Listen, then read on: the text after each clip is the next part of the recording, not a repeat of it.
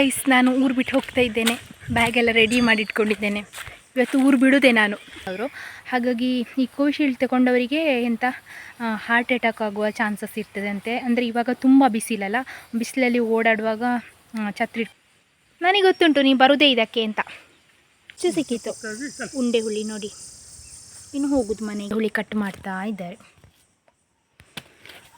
ಹೀಗೆ ಕಟ್ ಮಾಡಿ ನಿಮ್ಗೆ 2 ಸಿಕ್ಕಿತಾಯ್ತಾ. ಇದು hello guys, good morning, welcome to my new vlog. ಎಲ್ಲರೂ ಹೇಗಿದ್ದೀರಾ? ಐ ಹೋಪ್ ಎಲ್ಲರೂ ಕೂಡ ಚೆನ್ನಾಗಿದ್ದೀರಾ ಅಂತ ಅಂದ್ಕೊಳ್ತೇನೆ. ಹಾಗೆ ನನ್ನ ಚಾನಲನ್ನು ನೀವು ಫಸ್ಟ್ ಟೈಮ್ ನೋಡ್ತಾ ಇದ್ದರೆ ಪ್ಲೀಸ್ ಸಬ್ಸ್ಕ್ರೈಬ್ ಮಾಡಿ, ಅಲ್ಲೇ ಇರೋ ಬೆಲ್ ಐಕನ್ ಒತ್ತಿ. ಹಾಗೆ ಇವತ್ತಿನ ವ್ಲಾಗ್ ಸ್ಟಾರ್ಟ್ ಮಾಡುವ. Let's go. ಇನ್ನೇದು ವ್ಲಾಗ್ ಹೋಗಲಿಕ್ಕೆ ತುಂಬ ಹೊತ್ತಾಯ್ತಾಯ್ತಾ. ನಾನು ಇವತ್ತು 6:45 ಬೆಳಗ್ಗೆ ನೆಟ್ವರ್ಕ್ಗೆ ಅಪ್ಲೋಡ್ ಮಾಡ್ತೇನಲ್ಲ, ಯಾಕಂತ ಹೇಳಿದರೆ 7 ಗಂಟೆ ಮೇಲೆ ಅಲ್ಲಿ ನೆಟ್ವರ್ಕ್ ಸಿಗಲಿಲ್ಲ. ಸೊ ಹಾಗಾಗಿ 6:45 ಹೋಗಿ ಅಪ್ಲೋಡ್ ಮಾಡಿದೆ ಆಯಿತಾ. ಅಪ್ಲೋಡ್ ಆಯಿತು, ಬಟ್ ನನಗೆ ಅದು ಕಾಣಿಸ್ತವೇ ಇಲ್ಲ ಫೋನಲ್ಲಿ. ತುಂಬ ಹೊತ್ತು ವೆಯ್ಟ್ ಮಾಡಿದೆ, 7:45 ತನಕ ವೆಯ್ಟ್ ಮಾಡಿದೆ ಆಯಿತಾ. ನಂಗೆ ಕಾಣಿಸ್ತವೇ ಇಲ್ಲ. ಫೋನ್ ಆಫ್ ಮಾಡಿದೆ, ಆನ್ ಮಾಡಿದೆ, ಯೂಟ್ಯೂಬ್ ಅಪ್ಡೇಟ್ ಮಾಡಿದೆ, YT ಸ್ಟುಡಿಯೋ ಅಪ್ಡೇಟ್ ಮಾಡಿದೆ, ಎಲ್ಲ ಕೂಡ ಮಾಡಿದೆ, ಬಟ್ ನನಗೆ ಕಾಣಿಸ್ತವೇ ಇಲ್ಲ ವೀಡಿಯೋ. ಮತ್ತೇನು ಮಾಡಿದೆ ಅಂತ ಅಂದ್ಕೊಂಡು ನಂದು ಹಾಲು ಸಹ ಕೊಟ್ಟಾಗಿರಲಿಲ್ಲ. ನಾನು ಹಾಲು ಕೊಡೋದೇ ಅಪ್ಲೋಡಿಗೆ ಹೋಗಿದ್ದೆ, ಅಪ್ಲೋಡ್ ಮಾಡಿ ಬಂದು ಕೊಡುವ ಅಂತ. ಹಾಲು ಕೂಡ ಕೊಟ್ಟಾಗಲಿಲ್ಲಲ್ಲ ಅಂತೇಳಿ 7:45 ಆಗಬೇಕಾದ್ರೆ ಹಾಲು ಕೊಟ್ಟು ಸೀದಾ ಮನೆಗೆ ಬಂದೆ. ಮತ್ತೇನು ಅಂದ್ಕೊಂಡೆ ಅಂತ ಹೇಳಿದ್ರೆ, ಇವತ್ತು ವ್ಲಾಗ್ ಮಾಡೋದು ಬೇಡ, ಹೇಗೂ ಇವತ್ತಿದ್ದು ವ್ಲಾಗ್ ಹೋಗಲಿಲ್ಲ, ಅದನ್ನು ನಾಳೆ ಅಪ್ಲೋಡ್ ಮಾಡುವ ಅಂಥೇಳಿ ಸುಮ್ಮನಿದ್ದೆ ಆಯಿತಾ. ಎಂತ ಇದ್ರೂ ಸಹ ಆಗಲೇ ಇರಲಾಯಿತು. ನಾನು ಮತ್ತೆ ಸಹ ಇನ್ನೊಂದು ಟ್ರೈ ಏನು ಮಾಡಿದೆ ಅಂತ ಹೇಳಿದರೆ, ನಮಗೊಬ್ಬರು ನನ್ನದು ಫೋನೆಲ್ಲ ಚಾರ್ಜ್ ಇಲ್ಲದ್ರೆ ಒಂದು ಕಡೆ ಚಾರ್ಜ್ ಇರ್ತೇನಲ್ಲ, ಹೊಸ ಅಂಗಡಿಯವರು, ಅವರ ಫೋನಿಂದ ಹೋಗಿ ವೈಫೈ ಸಹ ತಗೊಂಡು ಅಪ್ಲೋಡ್ ಮಾಡಲಿಕ್ಕೆ ನೋಡಿದ್ದೆ, ಅದು ಸಹ ಆಗಲಿಲ್ಲ ಆಯಿತಾ. ಮತ್ತು ಸೀದಾ ಹಾಲು ಕೊಟ್ಟು ಮನೆಗೆ ಬಂದೆ. ಮನೆಗೆ ಬಂದು ಅಕ್ಕನವರೆಲ್ಲ ಮೆಸೇಜ್ ಹಾಕಿದ್ದಾರೆ, ಇವತ್ತು ವ್ಲಾಗ್ ಇಲ್ವ ಅಂತ. ಇಲ್ಲ ಅಂತೇಳಿ ಸುಮ್ಮನೆ ಇದ್ದರೆ, ನೋಡಿದರೆ ನಿನ್ನೆ ನಾನು ಅಪ್ಲೋಡ್ ಆಗಿದೆ ಅದು ವ್ಲಾಗ್, ನನಗೆ ಮಾತ್ರ ಕಾಣಿಸ್ತಿರಲಿಲ್ಲ. ಮತ್ತು ಪುನಃ ಇಲ್ಲಿ ಹೇಗೋ ನೆಟ್ವರ್ಕನ್ನು ಅಪ್ಡೇಟ್ ಮಾಡಿ ಫೋನಲ್ಲಿ ಚೆಕ್ ಮಾಡಬೇಕಾದ್ರೆ ಹೋಗಿದೆ. ಹಬ್ಬ ಅಂತ ಆಯಿತು. ಮತ್ತು ಎಂತ ಗೊತ್ತುಂಟ, ನನಗೆ ನಾನು ಮೊನ್ನೆ ಹೋದ ಪ್ಲೇಸಿಗೆ ಹೋಗ್ಲಿಕ್ಕೆ ಯಾಕೋ ಧೈರ್ಯ ಇರಲಿಲ್ಲ. ಹುಚ್ಚ ಎಲ್ಲರೂ ಮತ್ತೆ ಸಿಕ್ಕಿದರೆ ಎಂತ ಮಾಡೋದು ಅಂಥೇಳಿ. ಅದಕ್ಕೆ ವ್ಲಾಗ್ ಹೋಗಲಿಲ್ಲ ಆದರೆ ಬೇಡ, ನಾನು ಮನೆಗೆ ಹೋಗ್ತೇನೆ ಅಂತೇಳಿ ಮನೆ ಬಂದದ್ದು. ಮತ್ತು ನೋಡಿದರೆ ವ್ಲಾಗ್ ಹೋಗಿದೆ. ಹಾಗಾಗಿ ನಾಳೆ ಇನ್ನೂ ಸ್ವಲ್ಪ ಬೇಗ ಹೋಗಿ ಅಪ್ಲೋಡ್ ಮಾಡುವಂತಿದ್ದೇನೆ. ಇಲ್ಲಾಂತ ಹೇಳಿದರೆ ವ್ಲಾಗ್ ಹೋಗೋದಿಲ್ಲ. ಈಗ ಒಂದು 10 ಮಿನಿಟ್ಸ್ನ ಒಳಗದ್ದು ವ್ಲಾಗ್ ಅಂತಂದರೆ ಬೇಗ ಹೋಗ್ತದೆ. ನಂದು 19 ಮಿನಿಟ್ಸಿದು ವ್ಲಾಗ್ ಇತ್ತಲ್ಲ, ಅದು ಹೋಗಬೇಕಾದ್ರೆ ಲೇಟ್ ಆಯಿತು. ಹಾಗೆ ಏನು ಅಂದ್ಕೊಂಡಿದ್ದೆ ಅಂದರೆ, ಇವತ್ತು ವ್ಲಾಗ್ ಮಾಡೋದು ಬೇಡ, ಹೇಗೂ ನಿನ್ನೆದು ವ್ಲಾಗು ಅಷ್ಟು ಲಾಂಗ್ ಉಂಟು, ಅದಕ್ಕೆ ಆ್ಯಡ್ ಮಾಡಲಿಕ್ಕೆ ಆಗೋದಿಲ್ಲ ಅಂಥೇಳಿ ಸುಮ್ಮನಿದ್ದೆ. ನೋಡಿದರೆ ವ್ಲಾಗ್ ಹೋಗಿದೆ. ಹಾಗಾಗಿ ಇವಾಗ ವ್ಲಾಗ್ ಸ್ಟಾರ್ಟ್ ಮಾಡಿದ್ದೆ. ಈಗಲೇ 1:10 ಆಯಿತು. ದನಗಳಿಗೆ ಕುಡಿಲಿಕ್ಕೆಲ್ಲ ಕೊಟ್ಟಾಯಿತು, ಸ್ನಾನ ಮಾಡಿಸುವ ಅಂತ ಅಂದ್ಕೊಂಡಿದ್ದೇನೆ. ಅಂದ್ಕೊಂಡದ್ದು ನಾನಲ್ಲ, ಅಪ್ಪ ಸ್ನಾನ ಮಾಡಿಸುವ, ನೀರು ಬಿಡುವ ಅಂತ ಹೇಳಿದ್ದಾರೆ. ಹಾಗಾಗಿ ಸ್ನಾನ ಮಾಡಿಸುವ ಬನ್ನಿ. ಅಪ್ಪ ಇಲ್ಲಿ ಇವಳನ್ನು ಸ್ನಾನ ಮಾಡಿಸ್ತಾ ಇದ್ದಾರೆ.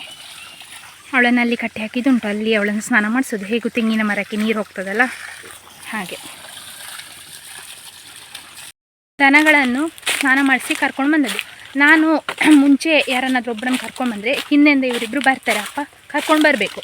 ನನ್ನ ಅಪ್ಪ ಎಂತ ಮಾಡಿದ್ದಾರೆ ಅಂದರೆ, ಮಂಗೋನೊಬ್ಬಳನ್ನೇ ಕರ್ಕೊಂಡ್ಬಂದಿದ್ದಾರೆ. ಅವನೊಬ್ಬ ಕಪ್ಪಲ್ಲ, ಅವ್ರಿಗೆ ಕಾಣಿಸೋದಿಲ್ಲ ಎಲ್ಲಿ ಹೋದ ಅಂತ ಹೇಳಿಯೇ ಇಲ್ಲ. ಇನ್ನು ಪುನಃ ಹೋಗಿ ಅವನನ್ನು ಹುಡುಕಬೇಕು. ಈಗಲೇ 10:10 ಆಯಿತು. ಅವನು ಹುಡುಕಿ ತಂದು ಅವರ ಅಮ್ಮನ ಹತ್ರ ಸೇರಿಸಿ ನಾನು ತಿಂಡಿ ತಿನ್ನುವಾಗ 11 ಗಂಟೆ ಆಗ್ತದೆ. ಇನ್ನೂ ತಿಂಡಿ ಆಗಲಿಲ್ಲ ಬೆಳಿಗ್ಗೆದು. ಯಾರಾದರೂ ಇಷ್ಟೊತ್ತಿಗೆ ತಿಂಡಿ ತಿಂತಾರ? ನಾನು ಇನ್ನೆಂತ ಅಂದ್ಕೊಂಡಿದ್ದೆ ಗೊತ್ತುಂಟಾ, ಇನ್ನು ಅಪ್ಪನಿಗೆಲ್ಲ ಕಾಯಲಿಕ್ಕಿಲ್ಲ ತಿಂಡಿಗೆ. ನಂದು ಹೊಟ್ಟೆ ನನ್ನ ಇಷ್ಟ, ನಾನು ತಿಂಡಿ ಆದಾಗೆ ತಿಂಡಿ ಮಾಡಿ ಬಿಡೋದು. ನನ್ನ ಅಪ್ಪನಿಗೆ ಅಂತ ಗೊತ್ತುಂಟಾ, 9 ಗಂಟೆ ಮೇಲೆ 9:15 ಮೇಲೆ ತಿಂಡಿ ಆಗಬೇಕು. ಇವರಿಗೆ ಕಾದು ಕಾದು ಕಾದು ನಂದು ಜಠರ ಇಷ್ಟು ಚಿಕ್ಕ ಆಗಿರ್ಬೋದು ಇವಾಗಕ್ಕೆ. ಹೊಟ್ಟೆಲಿರೋ ಹುಳ ಎಲ್ಲ ಬೊಬ್ಬೆ ಹೊಡಿತಾ ಉಂಟು. ತಿಂಡಿ ಒಂದು ಕೊಡಮ್ಮ ತಾಯಿ ಅಂತೇಳಿ. ಇನ್ನು ಇವನನ್ನು ಹುಡುಕಿ ನಾನು ಕರ್ಕೊಂಡು ಹೋಗಿ ಅವ್ರ ಹತ್ರ ಬಿಡುವಾಗ ಎಷ್ಟು ಹೊತ್ತಾಗ್ತದೆ ಗೊತ್ತಿಲ್ಲ ನನಗೆ. ಬರೀ ಪೆದ್ದಂತರ ಮಾಡೋದು ಅಂತವ. ಇವಾಗ ದಾರಿ ಹುಡ್ಕೊಂಡು ಹೋಗ್ತಿದ್ದಾನೆ. ಇವನಿಗೆ ಆಗಲೇ ಒಂದು ದಾರಿ ಹುಡ್ಕೊಂಡು ಬಂದಿದ್ರೆ ಏನಾಗ್ತಿತ್ತು. ನಂದು ಎಷ್ಟು ಟೈಮ್ ವೇಸ್ಟ್ ಗೊತ್ತುಂಟಾ. ಆಯಿತು, ಅವನನ್ನು ಅವನ ಅಮ್ಮನವ್ರ ಹತ್ರ ತಲುಪಿಸಿ ಆಯಿತು. ಅವಳು ಕೂಡ ಕಿರಿಚ್ತಾ ಇದ್ಲು, ಅವನು ಬರದೆ ಅಮ್ಮು ಕಿರಿಚ್ತಿದ್ಲು. ಈಗ ಸಮಾಧಾನ ಆಯಿತು ಅವಳಿಗೆ. ಮತ್ತೆಂತಂದು ಹೇಳಿದರೆ, ನೀವು ಹೇಳ್ತೀರಿ ನನಗೆ, ಅನುಷಾ ತುಂಬ ವರ್ಕ್ ಮಾಡಬೇಡಿ, ಮತ್ತು ಸ್ವಲ್ಪ ಕಾಲು ಮೇಲಕ್ಕಿಟ್ಟು ರೆಸ್ಟ್ ಮಾಡಿ ಅಂತ. ಹೌದು, ನಾನು ರೆಸ್ಟ್ ಮಾಡಿದೆ ಅಂತ ಅಂದ್ಕೊಳ್ಳಿ. ಇವತ್ತಿದ್ದು ಕೆಲಸ ಬಾಕಿ ಅಲ್ವಾ, ಅದನ್ನು ನಾಳೆ ಸಹ ವರ್ಕ್ ಲೋಡ್ ನನಗೆ ಜಾಸ್ತಿ ಆಗ್ತದೆ. ಅಂದರೆ ಅದನ್ನು ನಾಳೆ ನಾನೇ ಮಾಡಬೇಕು, ಬೇರೆ ಯಾರು ಬಂದು ಮಾಡೋದಿಲ್ಲ. ಹಾಗಾಗಿ ಇವತ್ತು ಎಷ್ಟು ಪ್ರೆಷರ್ ಆದರೂ ತೊಂದರೆ ಇಲ್ಲ, ಇವತ್ತೇ ಮುಗಿಸೋದು ಅಂತ ನನ್ನ ಪಾಲಿಸಿ. ಇವತ್ತು ಎಷ್ಟು ತೊಂದರೆ ಆದರೂ ತೊಂದರೆ ಇಲ್ಲ, ತಲೆ ಸುತ್ತಿಸಿರೂ ತೊಂದರೆ ಇಲ್ಲ, ಇವತ್ತು ಕಂಪ್ಲೀಟ್ ಮಾಡಲೇಬೇಕು. ಇಲ್ಲಾಂತ ಹೇಳಿದರೆ ನಾಳೆಗೆ ಮತ್ತೆ ನಾನೇ ಮಾಡಬೇಕು. ಅದರೊಟ್ಟಿಗೆ ಇನ್ನೊಂದು ವರ್ಕ್ ಆ್ಯಡ್ ಆಗಿರ್ತದೆ. ಆ 2 ವರ್ಕ್ ಮಾಡೋಷ್ಟರಲ್ಲಿ ನನಗೆ ಸಾಕಾಗಿರ್ತದೆ. ಹಾಗಾಗಿ ಏನು ತೊಂದರೆ ಆದರೂ ತೊಂದರೆ ಇಲ್ಲ, ಇವತ್ತಿದು ಕೆಲಸ ಇವತ್ತಿಗೆ ಮುಗಿಸ್ಬೇಕು ಅಂತ ನನ್ನದೊಂದು ಪಾಲಿಸಿ. ಹಾಗೆ ಪಡಿ ನೋಡ್ಕೊಳ್ಳೋದು ನೋಡಿ, ಶುಭಮ್ಮನನ್ನು ನೋಡ್ಕೊಳ್ತೀನಿ ನನಗೆ ಗುಂಡಿ ಅಮ್ಮ ಆಗಿ ಬಿಟ್ಟಿದ್ದಾನೆ ಪಡಿಗೂ. ಹಿಡಿ ಅವಳನ್ನು ಹಿಡಿ.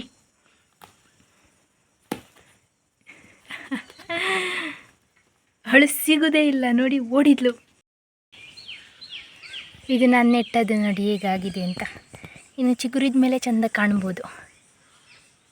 ದಿನ ನಾನು ಕತ್ತಲಲ್ಲಿ ಯಾವುದ್ಯಾವ್ದು ನೆಟ್ಟಿದ್ದೇನೆ ಅಂತ ಗೊತ್ತಿಲ್ಲ, ಅಂದರೆ ನಾನು ಸಪ್ರೇಟ್ ಮಾಡಿ ನೆಟ್ಟದ್ದು. ಆದರೆ ಈ ಹೂವಿನ ಬುಡದಲ್ಲಿ, ಅಂದರೆ ಇದಿಷ್ಟು ಅಗಲದಲ್ಲಿ ಉಂಟಲ್ಲ, ಇದರಲ್ಲಿ ಒಂದು ಲೈಟ್ ಪಿಂಕ್ ಕಲರ್ ಇದಾಗ್ತದೆ ಆಯಿತಾ. ಅದರದ್ದು ಗಿಡ ಯಾವುದು ಅಂತಲೇ ನಂಗೆ ಗೊತ್ತಾಗೋದಿಲ್ಲ. ಹೂ ಅರಳಿದ ಮೇಲೆ ಗೊತ್ತಾಗಬೇಕು. ಇದು ಮಧ್ಯಾಹ್ನದೊಳಗೆ ಬಾಡ್ತದೆ, ಎಲ್ಲ ಹೋಗ್ತದಲ್ಲ. ಹಾಗಾಗಿ ಇನ್ನೊಂದು ಸಲ ಮಾಡುವಾಗ ಅದನ್ನೊಂದು ನೋಡಿ ಇಟ್ಕೊಳ್ಬೇಕು ನನಗೆ, ಇಲ್ಲಾಂದರೆ ಮಧ್ಯಾಹ್ನನೇ ಕಟ್ ಮಾಡಿ ಇಟ್ಕೊಳ್ಬೇಕು. ಹಾಗೆ ಗೈಸ್, ನಾನು ಊರು ಬಿಟ್ಟು ಹೋಗ್ತಾ ಇದ್ದೇನೆ. ಬ್ಯಾಗೆಲ್ಲ ರೆಡಿ ಮಾಡಿ ಇಟ್ಕೊಂಡಿದ್ದೇನೆ. ಇವತ್ತು ಊರು ಬಿಡೋದೆ ನಾನು. ಎಂತ ಗೊತ್ತುಂಟಾ, ಹುಲ್ಲಿಗೆ ಹೋಗ್ತಿದ್ದೇನೆ ಆಯಿತಾ.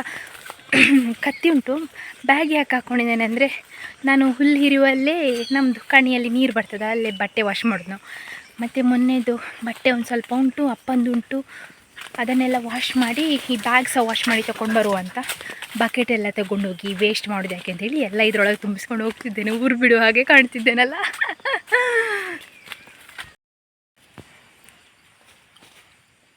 ನನಗೆ ಗೊತ್ತುಂಟು ನೀ ಬರೋದೇ ಇದಕ್ಕೆ ಅಂತ. ಬಟ್ಟೆ ವಾಶ್ ಮಾಡಿ ಆಯಿತು. ನಾನೊಂದು ಬೆಳಗ್ಗೆ ಹಾಲು ಕೊಡ್ಲಿಕ್ಕೆ ಹೋಗ್ಬೇಕಾದ್ರೆ ಚಳಿ ಆಗ್ತದೆ ಅಂತೇಳಿ ಒಂದು ಜರ್ಕಿನ್ ಟೈಪ್ ಹಾಕ್ಕೊಳ್ತೇನೆ. ಕೋಳಿ ಇಲ್ಲಿ ನೇಲ್ಸಿಟ್ಟಿದ್ದೇನಲ್ಲ, ಅದು ಮುಳುಗಿಸ್ಲಿಕ್ಕೂ ನೀರಿಲ್ಲ ಅಂತ. ಅದು ಮುಳುಗಿಸಿದರೆ ಅದರೊಟ್ಟಿಗೆ ಮರಳು ಕೂಡ ಬರ್ತಿತ್ತು. ನೀರಷ್ಟು ಕಡಿಮೆ ಆಗಿದೆ. ಬೆಂಗಳೂರಲ್ಲೆಲ್ಲ ನಿನ್ನೆ ಮಳೆ ಬಂದಿದೆ ಅಂತ ನ್ಯೂಸಲ್ಲೆಲ್ಲ ಕೊಡ್ತಿದ್ರು.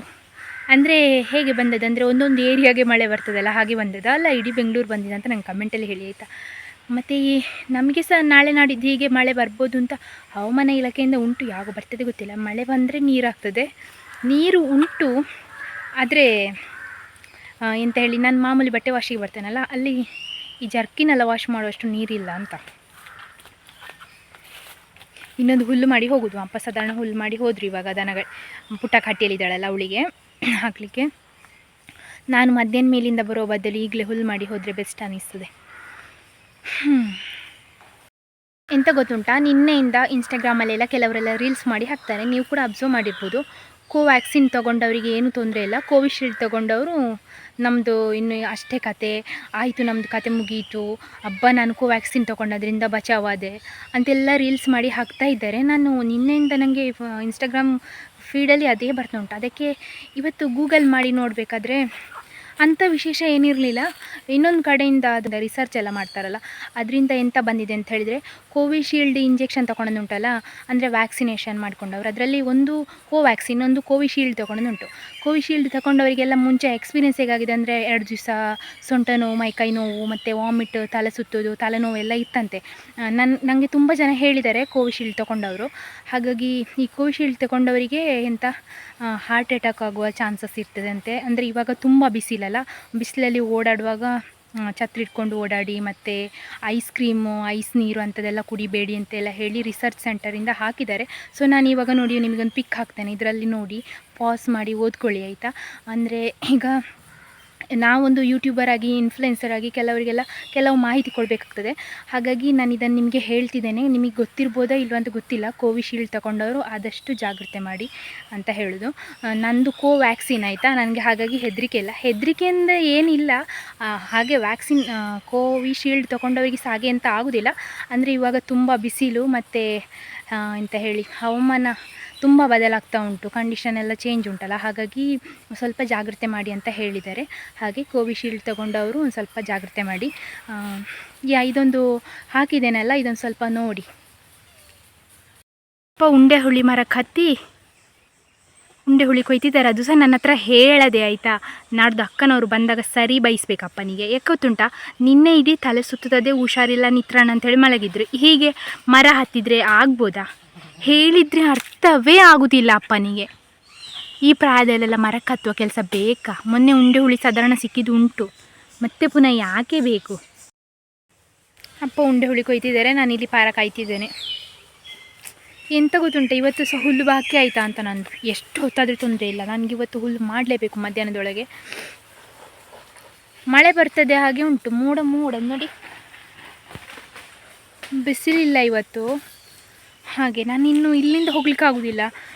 ಇವರು ಅಪ್ಪ ಹೇಳದೆ ಮರಕ್ಕೆ ಹತ್ತಿದ್ದಾರೆ, ಕಿರ್ಚಿದ್ದಾರೆ. ನಾನು ತೋಟದಲ್ಲಿಂದ ಓಡಿ ಬಂದದ್ದು ಎಂತ ಐತಪ್ಪ ಅಂತ. ಮತ್ತು ನೋಡಿದರೆ ಹೇಳ್ತಾರೆ ಉಂಡೆ ಹುಳಿ ಕೊಯ್ತಿದ್ದೇನೆ ಕೊಯ್ಯಿ ಅಂತ. ಈಗ ನಾನು ಕೆಳಗಿಂದ ಕರಿತಿದ್ದೇನೆ, ಅವ್ರಿಗೆ ಕೇಳ್ತಿಲ್ಲ.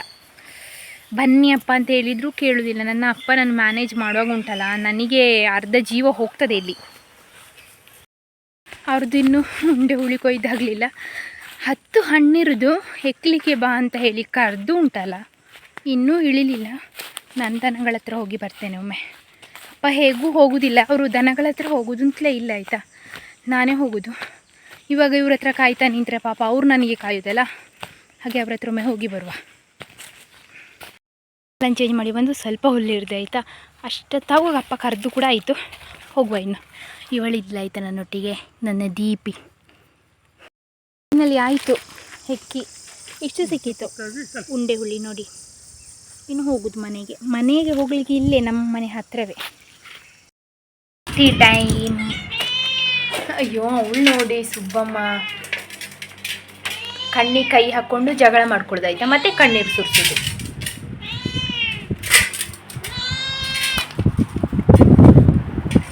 ಶನೀಶ ಅವರಿಗಿಬ್ಬರಿಗೆ ಹಾಕಿ ಆಯಿತು, ಮುಂಚೆ ಹಾಕ್ತಾರೆ ಅವರಿಗಿಬ್ಬರಿಗೆ. ಇವರಿಬ್ಬರು ನೋಡಿ ಸೈಲೆಂಟ್ ರಾಣಿಯರು, ಜೂ ಮತ್ತು ದಿ. ಅಪ್ಪ ಉಂಡೆ ಹುಳಿ ಕಟ್ ಮಾಡ್ತಾ ಇದ್ದಾರೆ. ಹೀಗೆ ಕಟ್ ಮಾಡಿ ನಿಮಗೆ ನಾನು ಲಾಸ್ಟ್ ಟೈಮ್ ಸಹ ತೋರಿಸಿದ್ದೆ, ಸೇಮ್ ಹಾಗೆ ಮಾಡೋದು. ಒಣಗಿಸೋದು, ಬೀಜ ಸಪ್ರೇಟ್ ಮಾಡೋದು, ಮತ್ತು ಹುಡಿ ಮಾಡಿ ಇಟ್ಕೊಳ್ಳೋದು.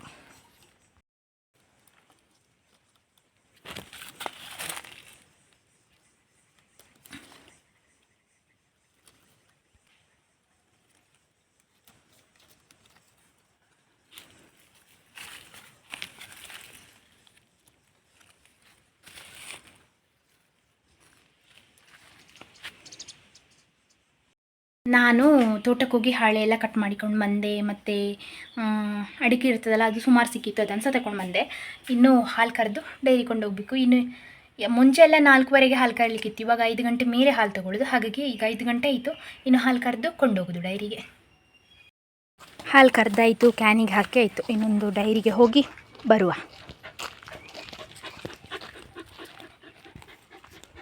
ನಾನು ಹಾಲು ಕೊಟ್ಟು ಬಂದೆ ಆಯಿತಾ. ನನಗೆ ದಾರಿಯಲ್ಲಿ ಒಂದು ಮಾವಿನ ಮರ ಉಂಟು, ಇದರಲ್ಲಿ ಮಾವಿನಕಾಯಿ ಬಿದ್ದರೆ ಹಣ್ಣು ನನಗೆ ಒಗ್ಗರಣೆ ಹಾಕ್ಲಿಕ್ಕೆ ಆಗ್ತದಲ್ಲ ಅಂತ ಬಂದೆ. ಇಲ್ಲಿ ನೋಡಿದರೆ ಇವಳಿದ್ದಾಳೆ, ಜೂನಿಮಾ. ಇಲ್ಲಿಂದೆಲ್ಲ ಬೇಟೆ ಮಾಡಿ ತೊಗೊಂಡು ಹೋಗೋದಾಯ್ತಾ ಮಕ್ಕಳಿಗೆ. ಎಂಥ ಅಮ್ಮ ಅಲ್ಲ, ನನ್ನೊಟ್ಟಿಗೆ ಹೊರಟಿದ್ದಾಳೆ. ಹಾಲು ಕುಡಿದ ಹಾಗೆ ಸಂಜೆದ ಹಾಲು ಕುಡಿದು ಸೀದಾ ಹೊರಟಿದ್ದಾಳೆ. ಈಗ ಇಲ್ಲಿದ್ದಾಳೆ. ಎಂತ ಮಾಡುವುದೇ, 2 ಸಿಕ್ಕಿತಾಯ್ತಾ. ಇದು ಕೂಡ ಹಣ್ಣಲ್ಲ, ಕಾಯಿ. ಮನೆಗೆ ಕೊಂಡೋದ್ರೆ ಹಣ್ಣು ಆಗ್ತದಲ್ಲ, ಹಾಗೆ ಕೊಂಡೋಗ್ತಾ ಇದ್ದೇನೆ ಇವಾಗ.